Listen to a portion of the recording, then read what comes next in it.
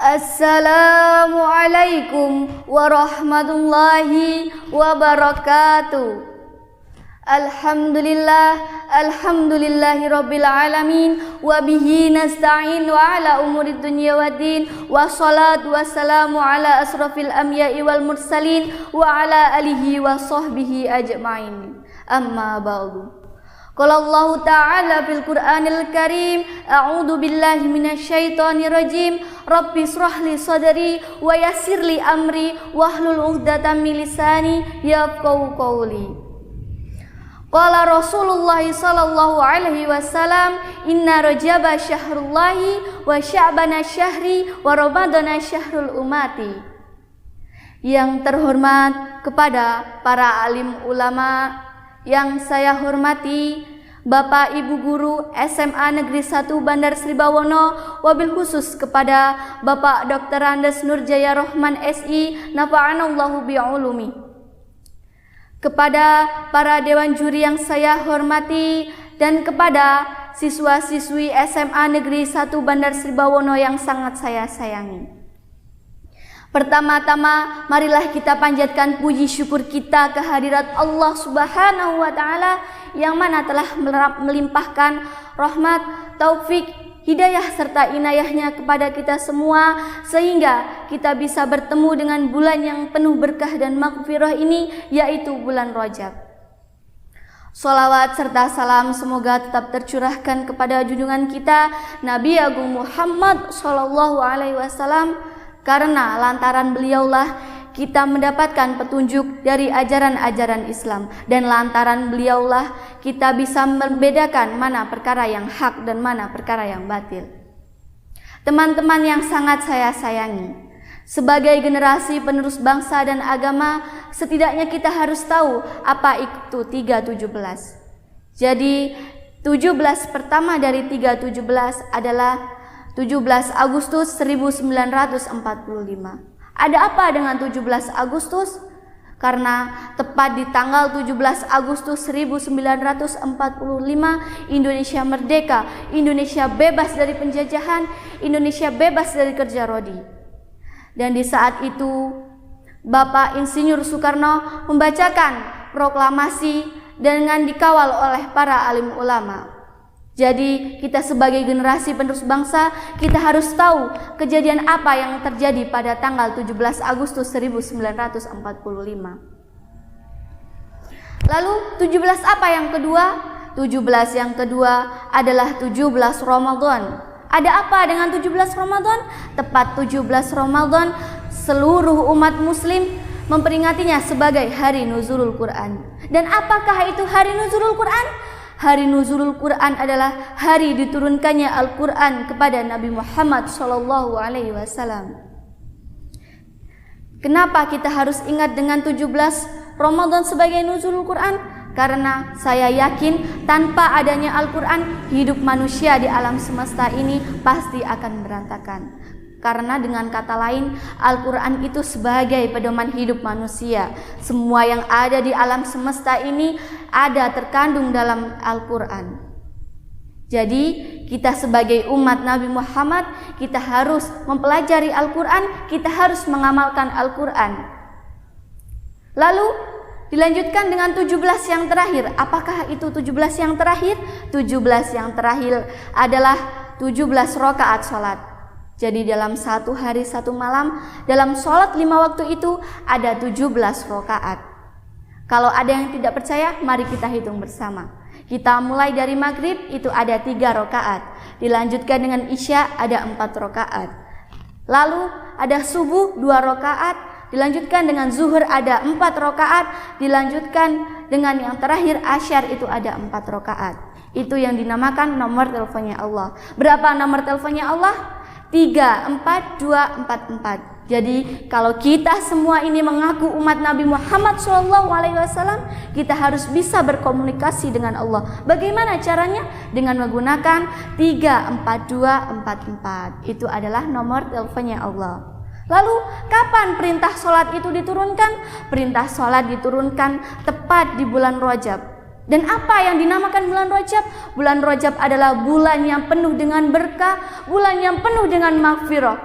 Di antara keistimewaan bulan Rajab ini adalah terjadinya Isra Mi'raj Nabi Muhammad SAW.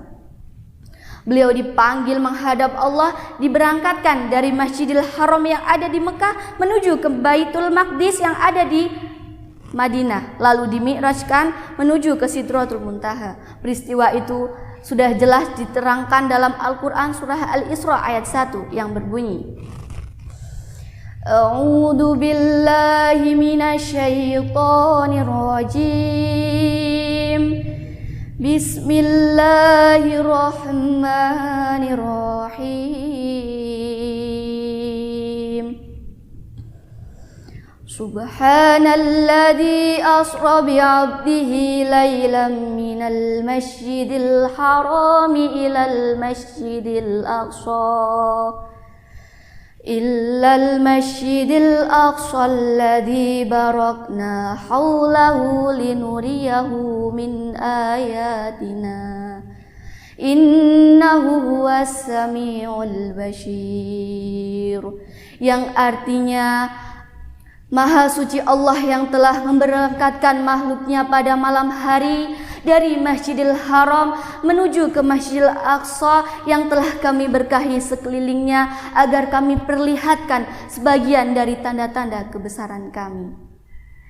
Hadirin hadirat rahimakumullah, perlu diketahui saat Nabi menjalankan Mi'rajnya menuju ke Sidratul Muntaha, Nabi menemukan peristiwa-peristiwa yang aneh. Dan apakah peristiwa itu? Saat Nabi menjalankan Mi'rajnya, Nabi bertemu dengan orang yang sedang memukuli kepalanya menggunakan batu hingga hancur. Lalu kembalilah kepala itu seperti semula, lalu dipukuli lagi hingga hancur.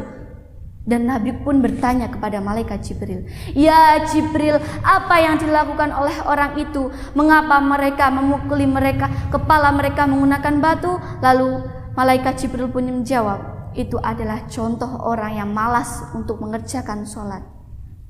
Lalu dilaluilah orang itu. Dan setelah melewati orang itu, Nabi bertemu lagi dengan orang yang mengulur lidahnya lalu memotongnya dengan gunting besi.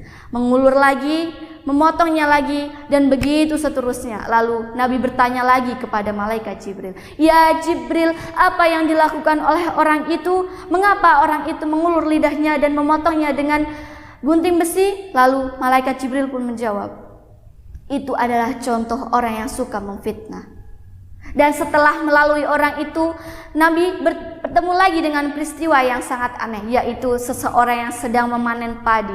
Dan saat dipanen padi itu, belakangnya itu sudah tumbuh lagi, dipanen lagi, tumbuh lagi, dan begitu seterusnya. Dan setelah itu Nabi pun bertanya lagi kepada malaikat Jibril, "Ya Jibril, apa yang dilakukan oleh orang itu? Kenapa padinya yang dipanen itu terus tumbuh?" Lalu Jibril pun menjawab, "Itu adalah contoh-contoh orang yang suka beramal jariyah. Pahalanya tidak akan putus hingga di hari akhir kelak." Dan tibalah Nabi di Sidratul Muntaha untuk menghadap Allah. Tetapi saat akan menghadap Allah, Nabi sudah tidak lagi bersama malaikat Jibril. Kenapa? Karena kemampuan malaikat Jibril tidak sampai untuk menghadap Allah. Setelah menghadap Allah, Nabi pun mendapatkan perintah sholat yang berjumlah 50 kali dalam satu hari satu malam. Dan kembalilah Nabi melanjutkan perjalanan pulangnya. Tapi saat di perjalanan pulang, Nabi pun bertemu dengan Nabi Musa alaihissalam. Lalu Nabi Musa pun bertanya, "Ya Nabi, perintah apa yang kau dapatkan untuk dijalankan oleh umatmu?" Lalu Nabi pun menjawab, "Aku mendapat perintah sholat 50 kali dalam satu hari satu malam." Lalu pun Nabi Musa alaihissalam menjawab, "Tidak, umatmu tidak akan kuat ya Nabi. Umatmu terlalu kecil untuk menjalankan ibadah sebanyak itu dalam satu hari satu malam. Naiklah lagi dan minta keringanan kepada Allah." Lalu naiklah Nabi menghadap Allah untuk meminta keringanan. Dan setelah meminta keringanan, Allah pun memberikan keringanan, menjadikan sholat itu 45 kali dalam satu hari satu malam. Dan turunlah lagi dan bertemu lagi dengan Nabi Musa alaihissalam. Dan Nabi Musa pun bertanya lagi, "Ya Nabi, berapa keringanan yang diberikan oleh Allah kepada umatmu?" Lalu Nabi pun menjawab, aku mendapatkan keringanan. Sekarang sholatku menjadi 45 waktu dalam satu hari satu malam. Tidak ya Nabi, itu masih terlalu berat untuk umatmu yang kecil. Naiklah lagi dan mintalah keringanan lagi kepada Allah. Dan naiklah lagi Nabi menghadap Allah untuk meminta keringanan. Dan begitu seterusnya hingga perintah sholat itu menjadi 5 kali dalam satu hari satu malam. Jadi kita sebagai umat Nabi Muhammad, kita harus bisa menjalankan sholat itu tepat pada waktunya. Selain menjadi generasi penerus bangsa, generasi penerus agama, kita harus memiliki akhlakul karimah. Mungkin cukup ini yang dapat saya sampaikan, kurang lebihnya mohon maaf. Namun sebelum saya tutup, mari kita berdoa di bulan yang penuh berkah dan maghfirah ini, yaitu bulan Rajab. Allahumma barik lana fi Rajab wa Sya'bana. Allahumma barik lana fi Rajab wa Sya'bana wa balighna Ramadhana wa balighna Ramadhana. Allahumma barik lana fi Rajab wa Sya'bana. Allahumma barik lana fi Rajab wa Sya'bana wa balighna Ramadhana wa balighna Ramadhana wa balighna Ramadhana ighfir lana dzunubana. Kurang lebihnya saya mohon maaf. Saya akhiri, wallahul muwaffiq ila aqwamit thoriq. Wassalamu alaikum warahmatullahi wabarakatuh.